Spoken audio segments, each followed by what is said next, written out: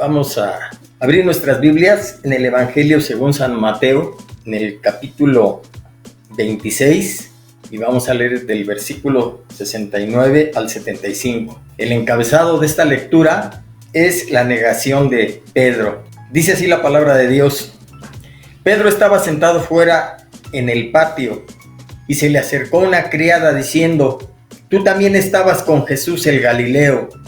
Mas él negó delante de todos diciendo: «No sé lo que dices». Saliendo él a la puerta, le dio otra y dijo a los que estaban ahí: «También estaba con Jesús el Nazareno». Pero él negó otra vez con juramento: «No conozco al hombre». Un poco después, acercándose los que por ahí estaban, dijeron a Pedro: «Verdaderamente también tú eres de ellos, porque aún tu manera de hablar te descubre». Entonces él comenzó a maldecir y a jurar: «No conozco al hombre». Y enseguida cantó el gallo. Entonces Pedro se acordó de las palabras de Jesús que le había dicho: «Antes que cante el gallo, me negarás 3 veces». Y saliendo fuera, lloró amargamente. Vamos a hacer una oración, hermanos, y vamos a la hora. Padre bendito, Señor amado, te damos gracias en esta noche porque nos tienes aquí, Señor, meditando en tu palabra. Gracias por ella, Señor. Permite que esta nos ayude a entender un poco lo que tú eres y cómo actúas, Padre Celestial. Bendícenos y ayúdanos para poder absorber alguna enseñanza de este pasaje, y te pedimos, Señor, que sea tu Espíritu Santo el que nos hable, obre tocando los corazones y las vidas, que Él me dé entendimiento, Señor, y que cada uno de los oyentes puedan ser edificados. Dios mío, Espíritu Santo, te damos gracias porque tú te mueves en medio de nosotros, Señor, porque si no es por ti, nosotros nada somos. Bendícenos y ayúdanos en el nombre de Cristo Jesús. Amén. Vamos a analizar este pasaje de Pedro. Pareciese que después de 3 años de andar con el maestro, Pedro comete una de los errores, de las conductas que menos esperaríamos, y más de un hombre como él. Él formaba parte del le llaman el círculo rojo, las personas más cercanas a Jesús, las que siempre lo acompañaban. Él, junto con Juan y el hermano de Juan, era Jacobo, eran los 3 que estaban dentro de ese círculo íntimo de Jesús. ¿Recuerdan cuando hubo varios pasajes, pero recuerdo cuando fueron a orar fueron por Jesús, el padre de una niña que estaba por morir, y él fue con Jesús para suplicarle que orara por ella, que estaba grave. Mientras Jesús continuaba en su predicación y en compartir la palabra, le vinieron al padre a anunciar que la niña había muerto. Y Jesús le dijo al padre: «No temas, ella está dormida». El padre no entendía, tal vez por el dolor. Bueno, cuando fueron a ver a la niña, sacaron a toda la gente y únicamente se quedó Jesús con Jacobo, Juan y Pedro. Y así en muchas experiencias, Pedro estuvo con Jesús, era del círculo íntimo. Pedro era de los que antes de pensar hablaba, pero Pedro muchas veces, al tomar la iniciativa, muchas veces era más bien que él era el que se atrevía a hacerlo, pero lo más seguro es que eran todos los discípulos que pensaban lo mismo, pero nunca tomaban la iniciativa de hablar como él lo hacía. Él manifestaba muchas veces más bien él era la conciencia de todos, y él se adelantaba a hablar. Fue muy intrépido, fue muy, ¿cómo decirlo? Su temperamento era así de explosivo, aunque muchas veces se tenía que arrepentir de lo que hacía, de lo que decía. Sin embargo, si yo les preguntara a algunos qué personaje les gustaría de la Biblia ser, estoy seguro que nadie escogería a Pedro. Sin embargo, si lo vemos desde otro punto de vista, desde otro enfoque, nadie como Pedro, que podía decir, tal vez sí cometí muchos errores, pero a ver, díganme de ustedes, ¿quién caminó sobre el mar? Él sí. Y muchas otras experiencias que le tocaron vivir. De tal manera que versículos antes, si nos vamos ahí en el mismo capítulo 26, en el capítulo 26, en los versículos del 30 al 35, habla de cuando estuvieron celebrando la última cena, todos los discípulos junto con Jesús. Y aquí narra, y cuando hubieron cantado el himno, salieron al monte de los olivos. Entonces Jesús les dijo: todos vosotros os escandalizaréis de mí esta noche, porque escrito está: heriré al pastor y las ovejas del rebaño serán dispersadas. Pero después que haya resucitado, iré delante de vosotros a Galilea.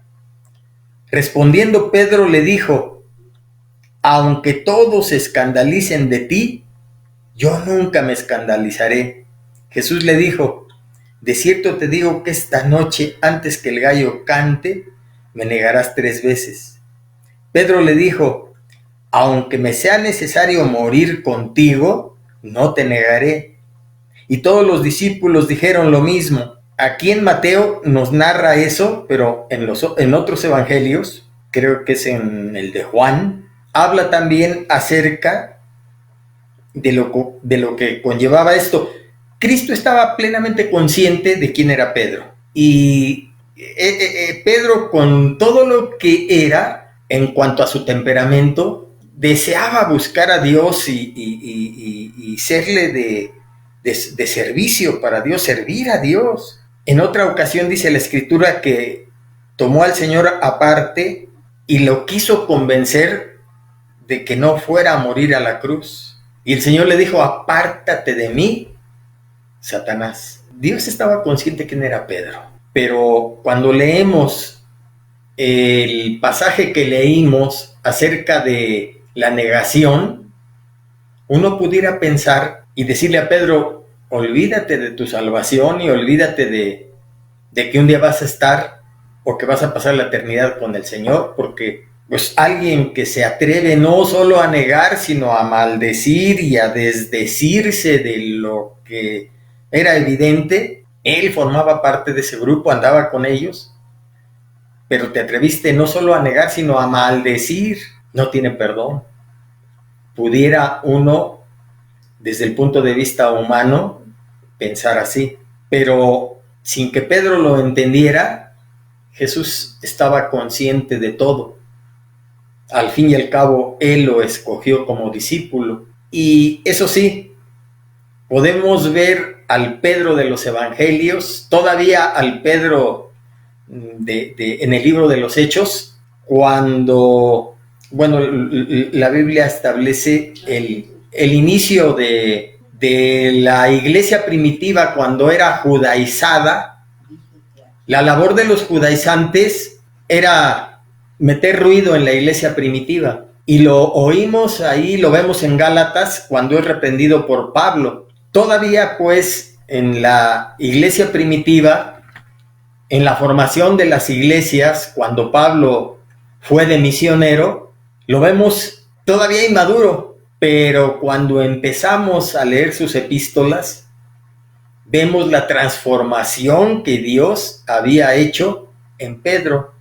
O sea, tenemos un Pedro de los Evangelios, un Pedro de las epístolas de los Hechos, cuando en Galacia es reprendido por Pablo. Vemos a un Pedro identificándose con los judaizantes, a pesar de que a él le fue concedido vivir una transición espiritual muy significativa, porque a él le tocó la experiencia en la casa de Cornelio, cuando Dios decide terminar con la transición de la ley en cuanto al concepto de lo limpio y lo inmundo en esa experiencia con respecto a los alimentos, a la comida kosher, a las leyes del kashrut o la comida pura, considerada pura, pues Dios le revela a través del lienzo que baja, etcétera, etcétera, y ejemplificándose en los animales inmundos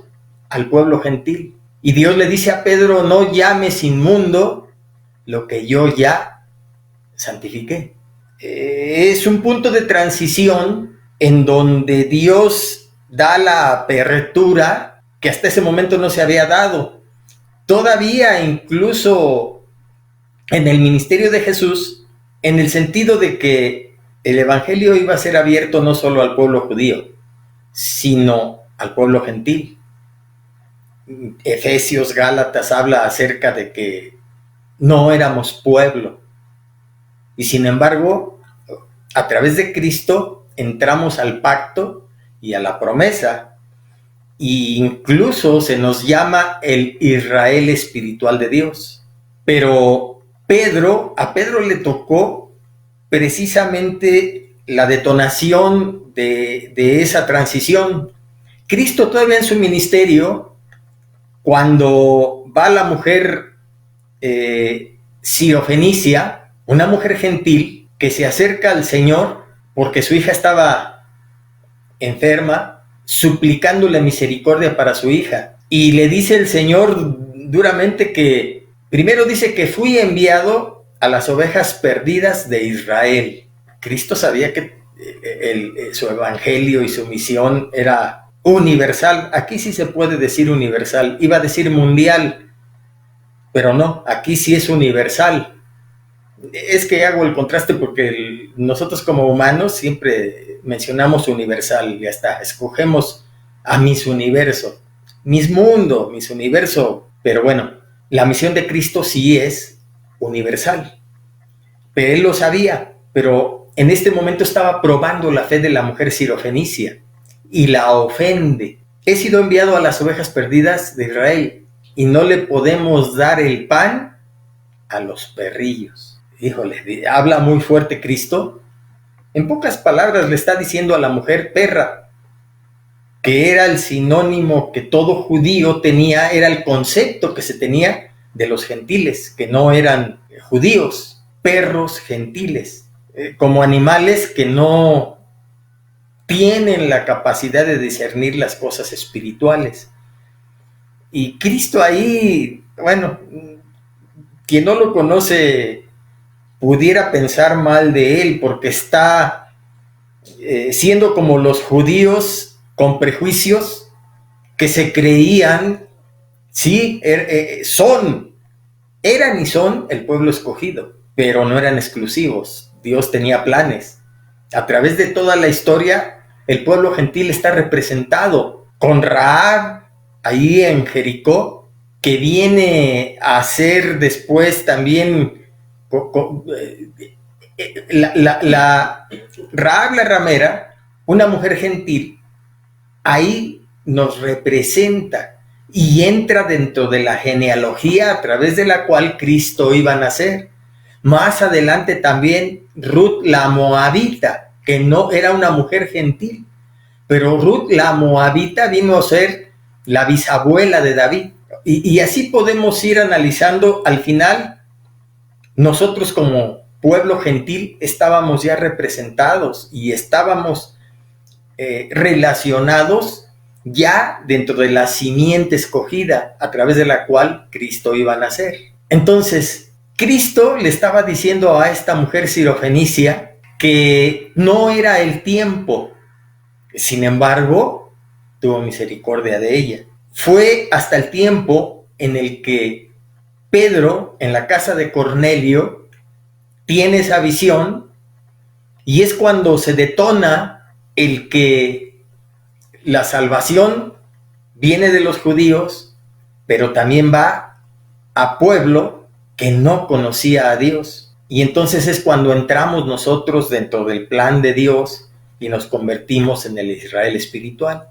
Pero a Pedro le tocó toda esa experiencia y le tocaron un sinnúmero de cosas. Pedro estuvo presente en la transfiguración allí en Getsemaní, cuando, curioso, los más cercanos a Jesús lo dejaron solo. Él, con toda solicitud, dice que oraba con gran agonía.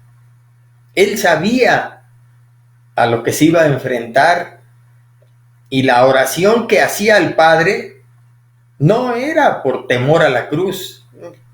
Cristo mismo muchas veces tenía bien claro que para eso había nacido, conocía con detalle cómo iba a morir, en qué consistía la muerte por cruz. No estaba en agonía por eso. Él mismo dijo: para esto he nacido. Y examinando un sinnúmero de profecías, salmos que establecen y aclaran con todo detalle todo el proceso doloroso y cruel de la crucifixión, pero para eso he nacido, él decía. La agonía no era por eso. La agonía era por tratar de evitar experimentar el abandono. Ahí el Jesús humano estaba resistiéndose a experimentar el abandono del Padre. Pedro, que estaba ahí, junto con todos los demás, no pudieron apoyarlo en oración. Se durmieron ante, no vislumbraban, no comprendían la dimensión de los acontecimientos. Cristo estaba plenamente consciente, pero tampoco los podía obligar. Se los pidió, pero ellos fallaron. En fin, todo este tipo de situaciones alrededor de Pedro fueron como una losa. Cuando dice ahí que lo identificaron y maldijo y oyó cantar al gallo, saliendo fuera, dice, lloró amargamente. Yo no sé qué pasó a partir de ahí con Pedro. Ahí lloró amargamente, pero yo creo que viendo la crucifixión del Maestro, viendo todo, no solo él, si todos, dice la palabra que camino a Emaús, había ya algunos discípulos que regresaban a su vida común, que habían abandonado por seguir al Maestro. Había un pesar, una derrota, acontecimientos avasallantes. Camino a Emaús, Cristo, emparejándoseles, no lo reconocen y les pregunta de dónde vienen, por qué están así, etcétera. Eres el único que no se ha dado cuenta, y le relatan los sucesos en relación a él, y él empieza a hablarles y dice que, y yendo por todas las escrituras y por todos los profetas, les menciona acerca del Mesías. Cristo estaba plenamente consciente de todo eso. Tanto Pedro como muchos de los discípulos, los mismos apóstoles, estaban derrotados. Muerto el líder, muerta la cabeza, pensaban también los del Sanedrín, pensaban también los soldados romanos, las autoridades romanas, que todo iba a acabar. Pero, ¿qué pasó con Pedro? Seguro estaba en el aposento alto. Él fue el que corrió al saber de la noticia junto con Juan, y al saber de la noticia que trajeron las mujeres de que él había resucitado. ¿Qué sentiría Pedro cuando Jesús resucitado va con él y lo encuentra en la playa desnudo? ¿Qué sucedió en Pedro? Tal vez se sintió desechado, tal vez los acontecimientos lo avasallaron de tal manera que él se sintió abandonado de Dios. Lógico, porque él abandonó a Dios. Con todo su antecedente de pescador, de hombre duro, de hombre del vulgo, de hombre maldiciente, con todo era un hombre temeroso de Dios. Por eso fue parte de ese séquito, de ese grupo de apóstoles. Fue escogido por Dios. Sin embargo, como hombre, nada más la palabra de Dios nos dice, lo que experimentó en esa transición entre la crucifixión y la resurrección. Han de haber sido días para él, 3 días de agonía, de incertidumbre, de pesar, se ha de haber sentido de lo peor. Tal vez él pensaba en esos momentos que no iba a pasar la eternidad con Dios, sino en el Seol, en ese tiempo en el centro de la tierra donde está el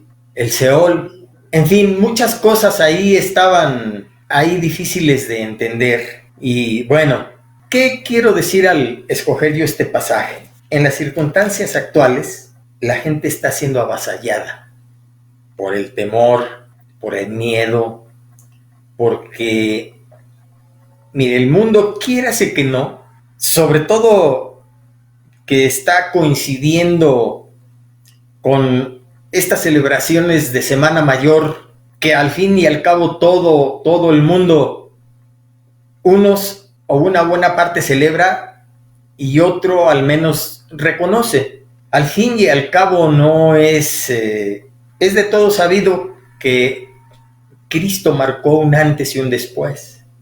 La influencia de Cristo en el mundo y Cristo a la vez como judío, el pueblo judío, vamos a decir así, yo en lo personal lo tomo como el pueblo judío es la conciencia de la humanidad, porque todas las experiencias humanas han sido puestas en ese pueblo y las ha experimentado, y de todas esas experiencias humanas Dios las retoma y las establece en su palabra, de tal manera que el pueblo escogido, el pueblo judío, el pueblo del libro, es tomado para que toda la experiencia humana se volque en ellos, lo experimenten y salga de ahí una enseñanza, una moraleja, una serie de principios, de consejos. Dios toma todo eso para establecer y darle al hombre, a la humanidad, un manual. El manual para la vida está en ese libro que el pueblo judío escribió, donde vació todas sus experiencias, todo lo que el ser humano puede vivir y experimentar, y ahora, gracias a Dios, lo tenemos como un solo libro, la Biblia, que viene del vocablo biblión, que significa libros, biblioteca. Pero ese es el manual de conducta para el hombre. Si hicieres esto, viviréis. O sea, ese es el manual de conducta para el hombre. Aunque el hombre no se quiera sujetar a esos principios, no deja de reconocerlo como un todo. Cuando el hombre hace referencia a la Biblia, precisamente se refiere a eso como un todo. Cuando alguien se refiere a un libro que dice la Biblia de la química, quiere decir que ese libro va a contener todo con respecto a la química. La Biblia de la psicología, ese libro que estudia la mente del hombre, va a contener todo lo que se conoce acerca de la mente del hombre. El ser humano, aunque no quiera sujetarse a Dios ni buscarlo, no deja de manejar el concepto del todo que tiene la Biblia, el pueblo judío, etc. Decía yo que justo como Pedro, la humanidad está ahorita avasallada por las circunstancias, por este virus que yo creo que no es casualidad que se dé en estos tiempos, que se dé en estas circunstancias, y al final creo yo, como muchos otros, que Dios está llamándole la atención al hombre y dándole otra oportunidad y haciéndole saber que su palabra va cumpliéndose poco a poco. Sí, estamos en principio de dolores, porque de aquí en adelante las cosas ya no van a ser igual. Otra vez Dios le da la oportunidad al hombre de reflexionar, de hacerle la invitación para que considere. Con todo esto vamos a encontrar mínimo dos formas en que el hombre va a actuar con relación a esto. Muchos van a abrir su corazón, van a ser pobres de espíritu, van a reconocer su pequeñez, van a buscar a Dios, van a ver si su palabra en verdad es lo que dice ser, si es palabra de Dios. Van a empezar a buscar a Dios, afortunadamente, mientras que otros van a cuestionar. Unos no niegan la existencia de Dios, pero no niegan la existencia de Dios, pero dicen, ¿dónde está Dios? Si Dios en verdad dice que ama al ser humano, que lo creó, ¿por qué permite que esto suceda? Y otros de plano dicen, Dios no existe. Esto ha sido parte de la humanidad y etcétera, etcétera, y empiezan a crear sus propias formas de ver el mundo y las cosas y desdeñan la existencia de un Dios, porque eso implica que si existe un Dios, ese Dios que es el creador y el dueño de todo lo que existe, tiene el derecho y la autoridad de establecer sus reglas. Y al final, seamos honestos, el problema del hombre es ese. No quiere reconocer a Dios porque sabe que si le da reconocimiento, está consciente que se debe de sujetar a sus principios y a sus reglas. Él es el creador, Él es el dueño, Él es el que tiene autoridad y por tanto tiene el derecho de establecer las condiciones. Y eso es lo que el hombre no quiere. El hombre no quiere sujetarse, perder sus privilegios, que él lo ve así. El hombre no quiere sujetarse a Dios. Ese ha sido el problema. ¿Por qué he de sujetarme a alguien que no conozco, que no sé ni quién sea? Bueno, ahí está la palabra de Dios, ahí está la Biblia para conocerlo, para eso ha sido dejado. Pero eso implica compromiso. ¿Y por qué he de comprometerme? Yo mejor creo mi propia filosofía de vida, creo mis propias reglas, vivo conforme a ellas sin tomar en cuenta a nadie, y si no, en última instancia, ya sea que yo invente o ya sea que yo me adhiera a alguna religión, porque al final la religión es para eso. Al final todo hombre fue creado con una necesidad espiritual para estar unidos a algo superior.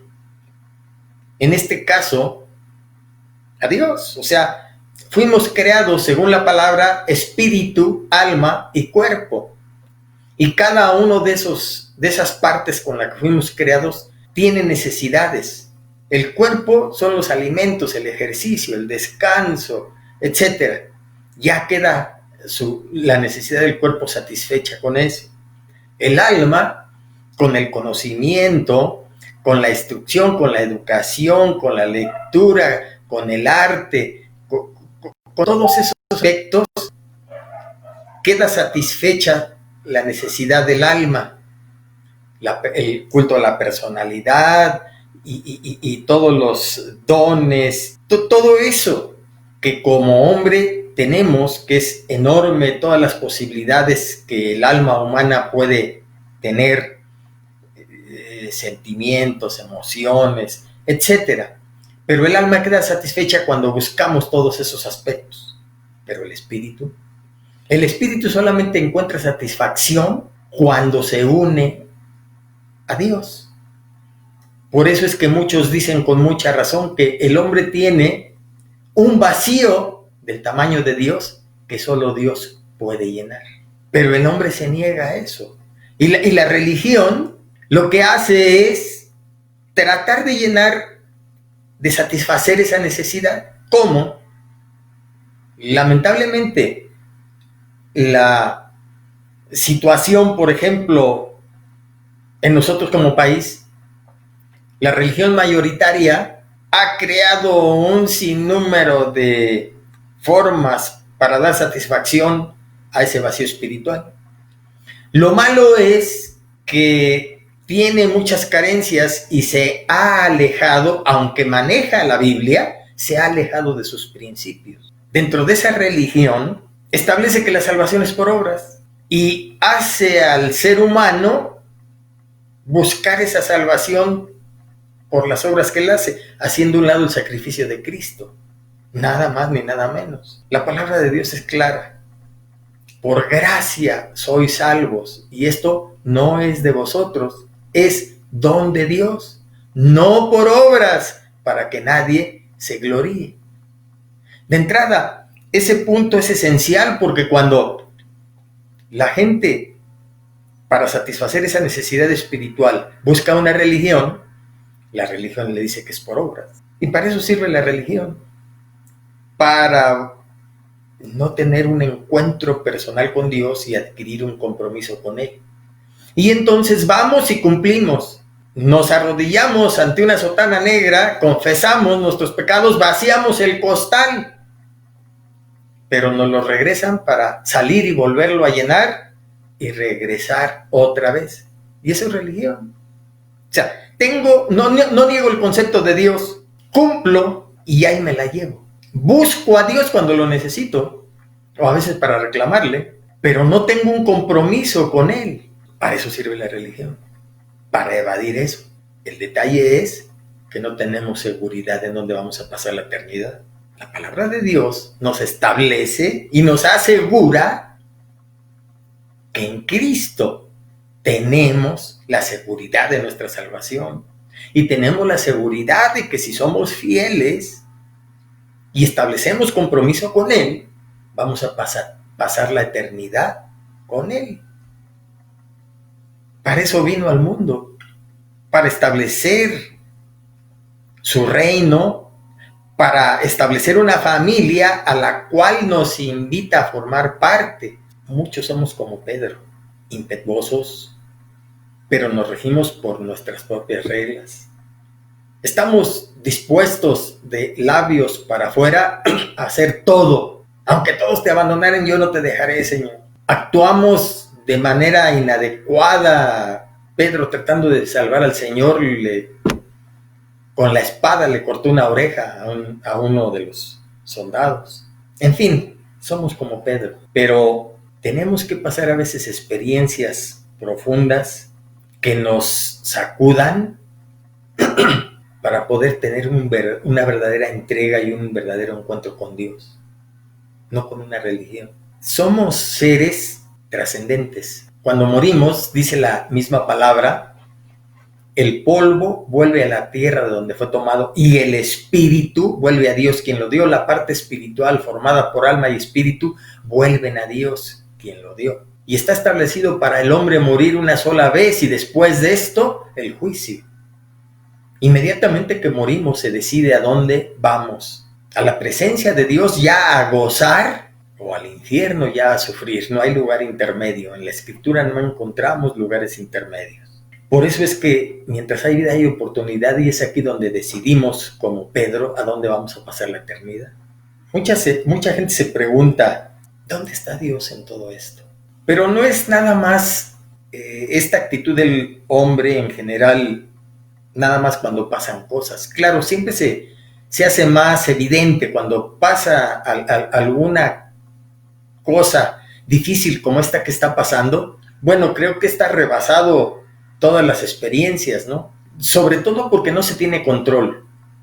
En los fenómenos naturales tampoco se tiene control, pero me refiero que son hasta cierto punto pasajeros, tienen un efecto y tal vez un daño, pero la gente se levanta a recuperarse. Que esto también va a pasar, pero me refiero que esto ha sido severo. Una guerra mundial igual tiene un tiempo y de alguna manera en ciertos eventos se tiene control de ciertas circunstancias, pero en esta, por eso digo que es diferente a todas, porque pues no se conoce a ciencia cierta el origen se está buscando la solución, pero no se tienen datos. Lamentablemente la experiencia humana, después que todo esto acabe, porque sí va a ser pasajero, duro, pero pasajero, y se van a recopilar todas las experiencias acerca de esto, si es que también en el transcurso del tiempo que dure todo esto se encuentra alguna solución para probarse después como vacuna y se apruebe, etcétera, etcétera. Pero me refiero que como fenómeno es único porque ha sido mundial. Hoy en día conocemos al minuto lo que está pasando al otro lado del mundo y los datos estadísticos de cada nación, cuántos se han contagiado, cuántos han muerto, cómo está la situación en algunos países, como veíamos que en Ecuador o Bolivia, Ecuador, que hasta los muertos los tiraban en las calles porque no había ni miedo por tener contacto con ellos y contagiarse. Las mismas familias no entraban y los tenían dentro de la casa y ellos durmiendo afuera, otros los tiraban en las calles, etcétera, etcétera. O sí, ha sido un desorden y hay cosas que todavía no llegamos a conocer y vamos a conocer más adelante todo lo que está sucediendo. Los países que tienen recursos, los países que no los tienen, todo lo que se está haciendo, todos los efectos que va a traer, sobre todo en el aspecto económico, etcétera, es algo singular. En todos los tiempos en que suceden calamidades, en que suceden experiencias humanas de este tipo, es cuando el hombre empieza a preguntarse ¿en dónde está Dios? Y lo preocupante más bien es cuando la duda, cuando la incertidumbre, cuando la experiencia llega muy cercana a nosotros, empezamos a dudar, a perder la fe, a vacilar, a tener incertidumbre. Yo creo que la experiencia con Dios, de acuerdo a cómo sea que la tengamos, es la que nos salva de todo esto. ¿Cuáles son, cómo son, qué tan profundas son las raíces de nuestra convicción como cristianos? Mire, de acuerdo a cuál ha sido nuestra experiencia con Dios, es la profundidad de nuestras raíces de convicción. El cristiano no está exento de sufrimiento. Es más, cuando el Señor fue bautizado, se profetizó algo que a veces perdemos de vista. Juan dijo que vendría uno que nos bautizaría en Espíritu Santo y fuego. Ahorita no tendríamos tiempo de examinar lo que significa ser bautizados en fuego. Me refiero en profundidad a analizarlo, pues, pero el mensaje es ese. Vamos a ser pasados por fuego. Y en la Escritura encontramos que el fuego es purificador. El fuego nos purifica. Somos probados cuando somos pasados por fuego. Y cada que somos probados, somos, dice, como el oro, como la plata, que son probados con fuego. Y cada vez que son pasados por fuego, adquieren más pureza. En el sentido espiritual, eso fue profetizado. Ser cristianos implica que vamos a ser probados en nuestra fe, en nuestras convicciones, en nuestra experiencia. Y no estamos exentos de pasar por todo eso, pero el Señor ha dado promesas. Si pasareis por el fuego, no te quemará. Si pasareis por el agua, no te anegarás. O sea, no dice que no nos vamos a mojar, no dice que no vamos a ser quemados, aunque sean los vellitos se van a quemar, pues vamos a experimentar el fuego. Pero el Señor nos guardará. Y lo edificante, lo que puede dar a nosotros paz, lo que puede dar hasta satisfacción, tranquilidad, es que Dios tiene perfecto control. ¿Qué diferencia hay entre el ser humano que sufre y el cristiano que sufre? Bueno, el ser humano normalmente sufre, pero sin propósito. El cristiano sufre, pero con propósito. Dios tiene perfecto control.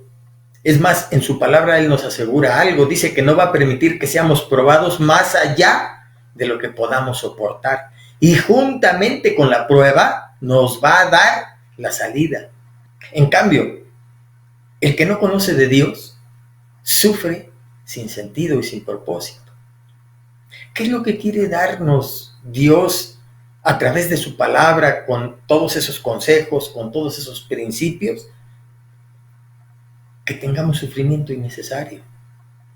Vamos a sufrir lo necesario y para ser purificados y para madurar, crecer y sentir satisfacción. Incluso en la misma palabra está establecido y es seguro que usted como hijo de Dios lo ha experimentado.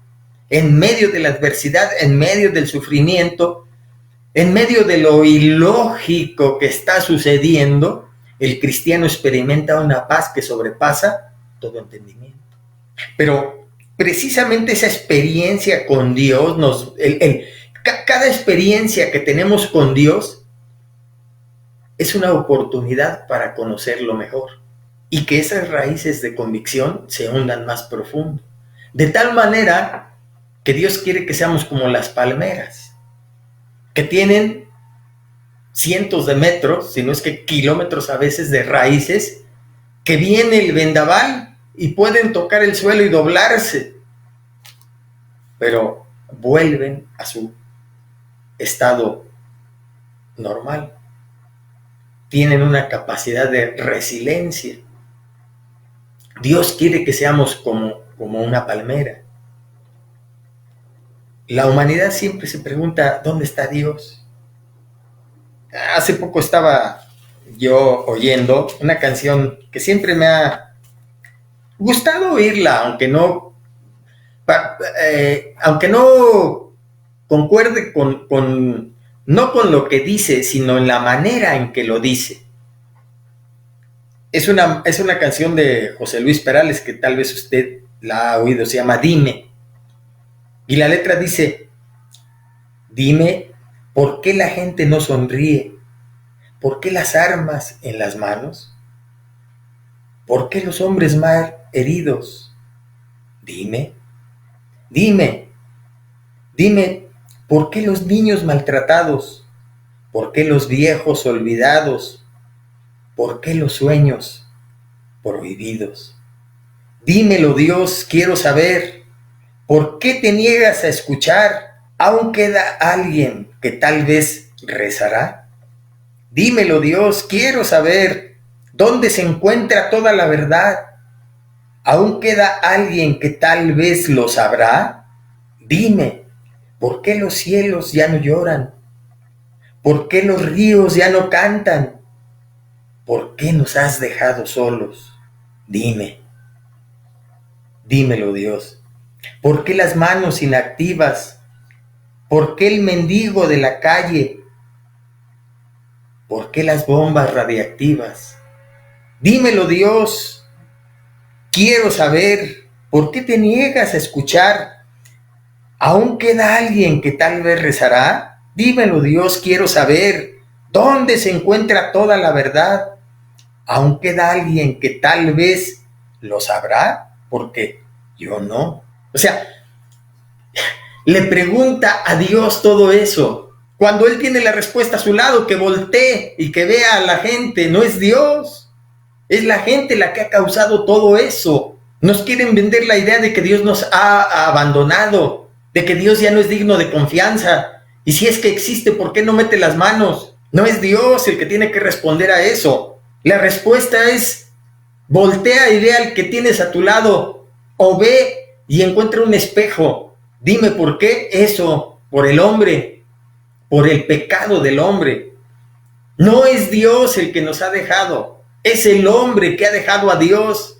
Y resultado de que el hombre ha dejado a Dios es todo eso, esa naturaleza que no admitimos, que es contraria a los principios de Dios, ese no querernos someter, ese querer ser los Pedros de la historia. Hasta que Pedro experimentó todo eso, cambió. Y vea usted el Pedro de los evangelios, vea el Pedro de las epístolas. Tuvo que sufrir todo eso. Y este hombre, José Luis Perales, con esa canción con las que muchos se identifican, pero desdicha, guerra, violencia, injusticia, indiferencia, desastres naturales. Sí, todo eso es lo que está sucediendo en este mundo. ¿Y cuántos de nosotros tal vez antes de conocer al Señor le preguntábamos a Dios o tomábamos esa actitud como no reconocemos a Dios ni queremos sujetarnos a su autoridad? Pero eso sí, existe Dios para reclamarle, para preguntarle, y siquiera lo hiciéramos de una manera humilde. No, pero lo hace como que de una manera retadora, ¿no? A ver, dime. O sea, tú eres, en pocas palabras, está implícito ahí, tú eres el culpable de lo que suceda. Y si no eres tú el culpable, ¿por qué no metes las manos? ¿Por qué nos has abandonado? ¿Por qué nos has dejado solos? Es el clamor de la humanidad. Soledad, abandono, impotencia. Todas las generaciones han experimentado eso cuando ha venido adversidad a sus vidas. Es lógico, ¿cuántos siglos tenemos ya de que somos una civilización, entre comillas, y sin embargo seguimos experimentando los mismos males? No es Dios, es el hombre que ha decidido abandonar a Dios desde el jardín del Edén. Dios nos ha creado a su imagen y semejanza. Esto implica un sinnúmero de características, pero la más importante es la libertad de decidir. Si no, entonces seríamos marionetas, maniquíes, soldaditos de plomo que Dios nos maneja y no tendríamos voluntad. Entonces eso no sería ser creados a imagen y semejanza de Dios. La imagen y semejanza, por sobre todas las cosas, implica voluntad, libre albedrío. Nosotros decidimos, Dios no nos puede obligar porque nos creó así, estaría actuando en contra de lo que Él mismo creó. El hombre tiene esa libertad de decidir. Dios le decía a su pueblo Israel, pongo delante de ti la maldición y la bendición. Cada uno de nosotros decidimos qué camino tomar. Y debido a ese albedrío son las consecuencias. Dios no nos ha abandonado. Él está continuamente motivándonos a buscarle. Juan 3:16 dice, de tal manera amó Dios al mundo que ha dado a su Hijo unigénito para que todo aquel que en Él cree no se pierda, mas tenga vida eterna. Aunque no lo parezca, esto que está sucediendo a la humanidad es un llamado de atención de Dios. Mas Dios muestra su amor para con nosotros en que siendo aún pecadores, Cristo murió por nosotros. Pedro se sentía de lo peor y abandonado, pero vino Cristo y habló con él. Y le dio una paz y le preguntó, Pedro, ¿me amas? 3 veces las mismas que Pedro utilizó para negarlo. Y le mostró su amor. Y fue fundamental Pedro en el grupo de los apóstoles, y Cristo le dijo, ve y conforta a tus hermanos. Nada de que el primer papa y nada de que la mala interpretación del pasaje en donde dice que sobre esta roca edificaré mi iglesia, mal interpretado.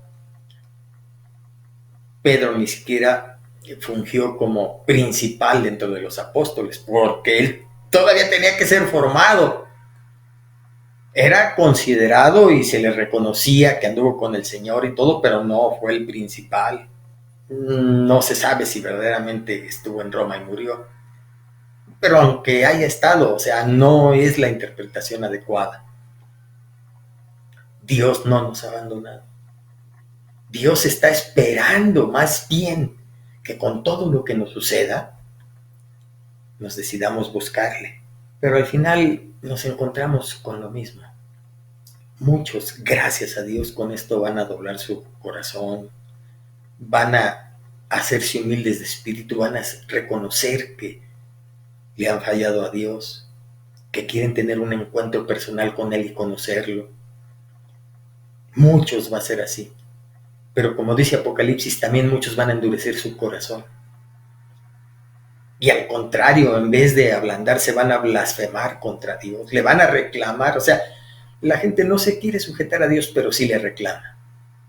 Como si Dios estuviera a nuestra disposición.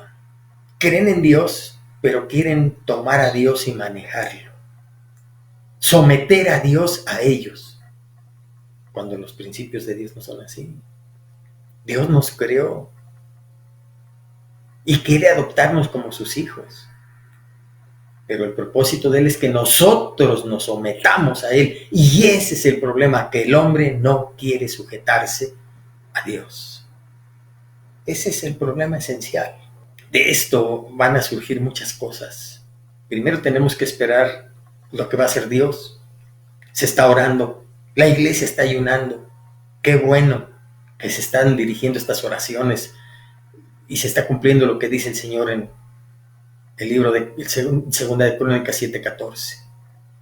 Si mi pueblo se humillare y orare y se convirtiere de sus malos caminos, entonces yo escucharé y perdonaré sus pecados y sanaré su tierra. Y tiene los dos sentidos. La tierra, el mundo que en Juan 3:16 dice que Dios ama de tal manera que envió a su Hijo. Sanaré su tierra, sanaré esa tierra, pero está también hablando de nosotros. Nos sanará a nosotros que fuimos hechos del polvo de la tierra. Te sanaré a ti y sanaré donde habitas. Ese es el propósito de Dios, llamar la atención del hombre. Ojalá que a partir de que esto termine, empiece verdaderamente un deseo de la gente de tener un encuentro con Dios. Es una llamada para los que no conocen y es una llamada para los que no conocen, para los que conocemos. Dios quiere que también su iglesia se afirme, trabaje, que cuando Él venga nos encuentre en sus asuntos. La vida va a continuar, pero el príncipe de este mundo, el diablo, también va a seguir trabajando. Su función es alejar al hombre del conocimiento de Dios. Muchos van a endurecer su corazón y van a blasfemar más de Dios. El mundo va en decadencia, pero paralelo a esto, Dios a través de su Espíritu Santo sigue trabajando, deseando que ninguno se pierda, como dice en su palabra, sino que todos procedan al arrepentimiento. Ojalá que esta ausencia de iglesia, de asamblea, de reunión, esta ausencia de esto nos haga tener hambre de Dios, haga tener hambre de reunirnos. Ya la palabra de Dios, no habla de esta prohibición natural, de esta experiencia que está sucediendo, sino ya desde antes Él decía, no dejaros de reunir como muchos tienen por costumbre. Muchos se habían alejado de Dios. Muchos tenían en poco una salvación que es tan grande, que se debe de cuidar, que se debe de atesorar. Dios quiere que crezcamos, que maduremos. Un autor con mucha razón decía que hemos sido creados para darle satisfacción al corazón de Dios.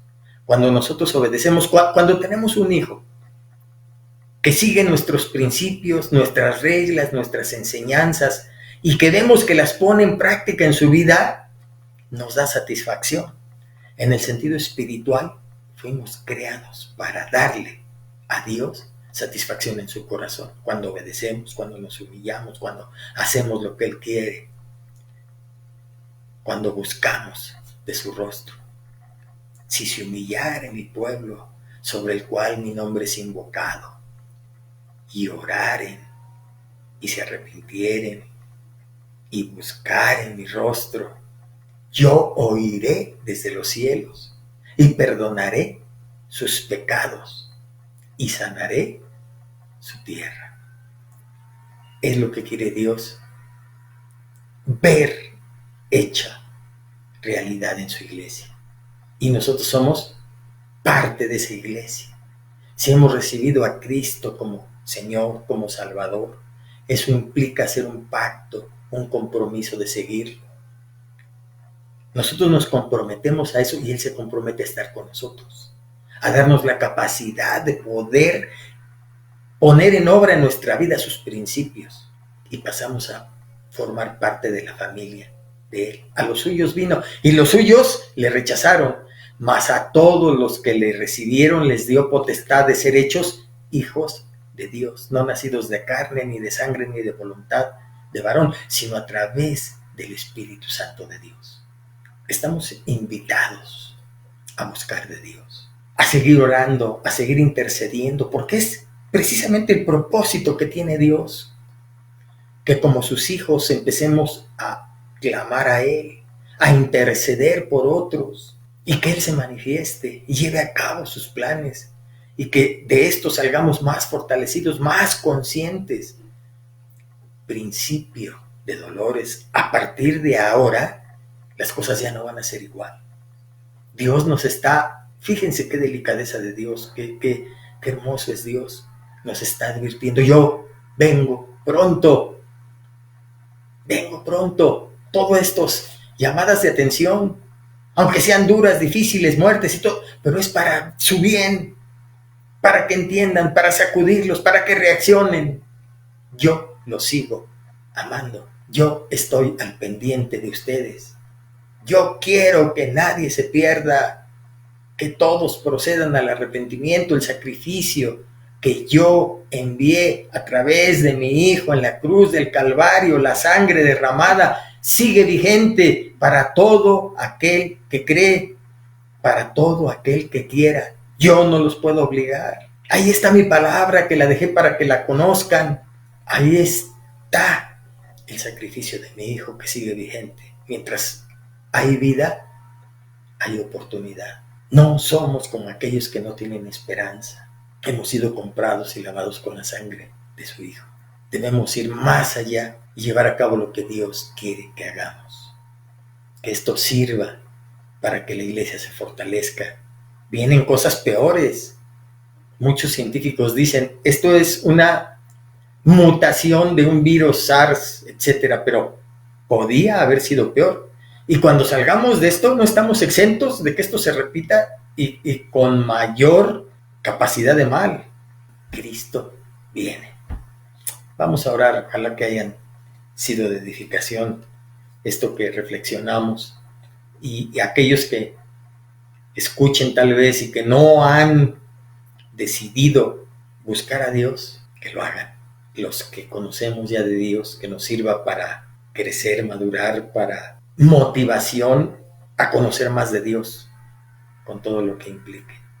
Vamos a hacer una oración y así somos despedidos. Padre bendito, Señor amado, te damos gracias en esta noche, porque nos has permitido, Señor, reflexionar un poco acerca de tu palabra.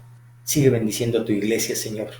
Te pedimos por todos aquellos que son tus hijos, que tienen dificultad para abastecerse de alimento, que tienen dificultad tal vez en los empleos, que tienen necesidades materiales, que tal vez estas circunstancias también han traído otro tipo de problemática, de relaciones. Manifiéstate en medio de tu pueblo, Señor. Que tu Espíritu Santo nos visite, que tu Espíritu Santo nos dé hambre de ti, hambre de conocerte, hambre de escudriñar tu palabra, hambre de serte más fieles, que no te preguntemos nada, Señor. Somos nosotros los que hemos ocasionado todo esto. Y tú sigues extendiendo tus brazos de amor para que te conozcamos, para que vengamos a ti. Sigue bendiciendo a la humanidad, Señor. Tal vez esta sea una de las últimas oportunidades que tú le das al hombre. Me refiero de una manera más palpable, porque tú sigues siempre con tus brazos abiertos, pero vienen cosas más difíciles. Tú mismo dices en tu palabra, cuando el Hijo del Hombre venga a esta tierra, ¿hallará fe en la tierra? Vienen cosas más complejas y difíciles. Es mejor que atendamos a lo que tú nos estás llamando la atención, para que nos tomemos fuertemente de tu mano. Y te pedimos, Señor, porque nos conocemos y somos capaces de soltarte. Tómanos de tu mano y apriétala, Señor. No permitas que nos alejemos de ti. Bendice a todos y cada uno de los que nos escuchan, Señor. En el nombre de Cristo Jesús te lo pedimos. Amén. Dios les bendiga.